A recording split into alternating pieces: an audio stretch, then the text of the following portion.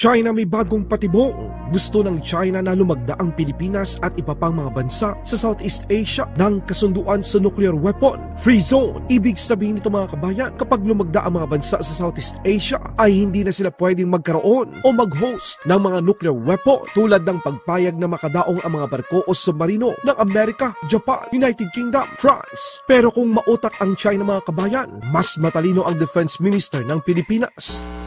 Mag-denuclearize muna sila o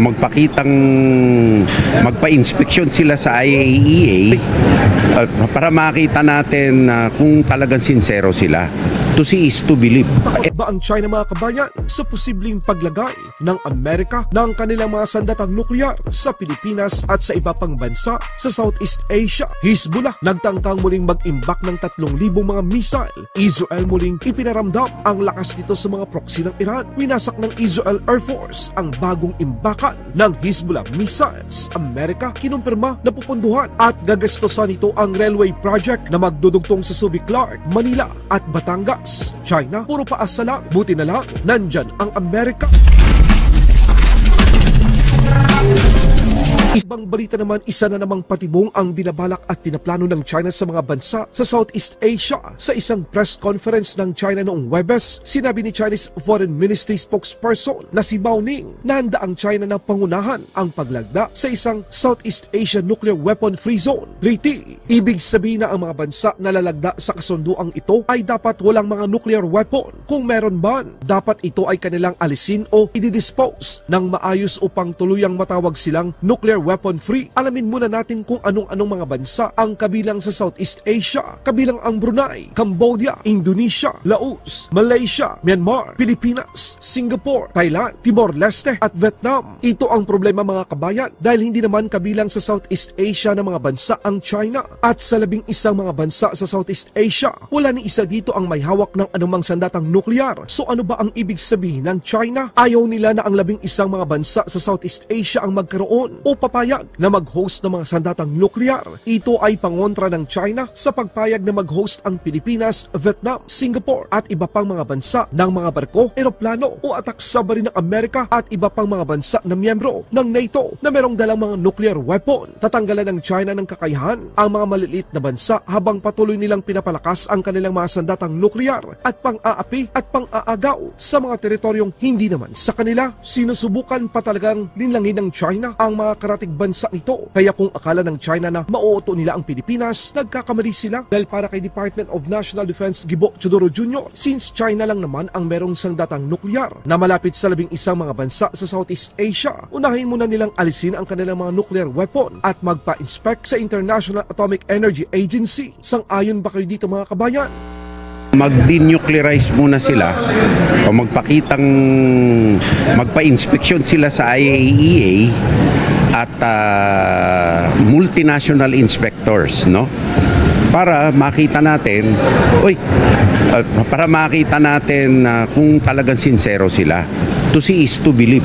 Itong mga inisyatibo nila na willing to take the lead, maging mediator, pakitang tao lang ito kung wala silang good faith na ipapakita. Kasi sa ngayon, malaki ang deficit of trust and credibility nila. Malaki ang pagkukulang ng tiwala sa kanila. Hindi lamang ng Pilipino o hindi sa buong mundo. Israel hindi pa tapos sa Hezbollah. Matapos patagin ng Israel ang ilang bahagi ng Iran, muling pinagbalingan ng Israel ang mga imbaka ng mga armas ng mga kalaban sa Lebanon. Makikita sa ginawang airstrike ng Israel ang ikalawang pagsabog na dulot ng 3,000 mga missile na inimbak ng mga proxy ng Iran. Allahu Akbar, كفرت بنيت. الله أكبر الله أكبر راحتك كفرت بنيت. يا لطف الله الله أكبر. لك الضرب الثاني. لك يا لطف الله شو ولع. الله أكبر. بعد في واحد. Sa ibang balita naman, Amerika, inihayag na pupunduhan ito ang railway project na magdudugtong sa Subic, Clark, Manila at Batangas. Ito ang kinumpirma ni US Ambassador to the Philippines, Mary Kay Carlson. Ang proyekto ay unang ipinangakong pupunduhan ng China, kaya dahil sa kabiguang tuparin ng China ang kanilang mga pangako sa Pilipinas, to the rescue naman ang Amerika upang tulungang masimulan at matapos ang napakahalagang railway system nito sa Pilipinas. These are values common to the Philippines and the United States, forged through our rich history of shared sacrifice, made especially poignant this year as we mark the 80th anniversary of the end of World War II. We were honored in February when President Marcos and many of you joined us to observe the 80th anniversary of the liberation of Manila at the hallowed grounds of the Manila American Cemetery. And we look forward to honoring the Allied victory in Baguio this September. Today, we celebrate our independence and the enduring bonds that unite us as steadfast friends, partners in prosperity, and ironclad allies who work every day to promote the vitally consequential U.S.-Philippine relationship. Our nations are bound by more than history.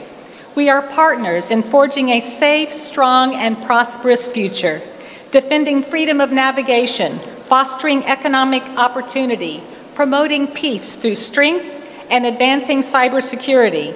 In all of these endeavors, and many more, the United States is proud to stand shoulder to shoulder with the Philippines. Your contributions, your innovation, your insights, your friendship make our work stronger. Together, we're investing in progress. Last week in Washington, we announced funding for a major freight rail line linking Subic, Manila, and Batangas under the Luzon Economic Corridor Initiative, creating jobs and driving innovation in both of our countries. And we are working together to promote a free and open Indo-Pacific.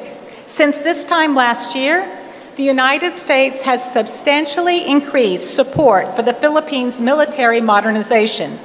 We continue to invest in infrastructure, build capabilities, and enhance interoperability, including through Balakatan and other military exercises that have grown in complexity and size.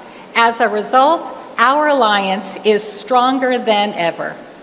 Our meaningful people-to-people ties remain the foundation of every single thing that we do together. The U.S.-Philippine relationship is enhanced by more than 4 million Filipinos and Filipino Americans living in the United States and more than 750,000 Americans who reside right here in the Philippines. We are more than friends, partners, and allies. We are family. As we mark Independence Day, we renew our commitment to our shared ideals. So tonight, I raise a glass to the values that unite us, the future we'll shape together, and the enduring promise of the 4th of July and Philippine-American Friendship Day. Maraming salamat at mabuhay. Thank you very much. Laban Pinas.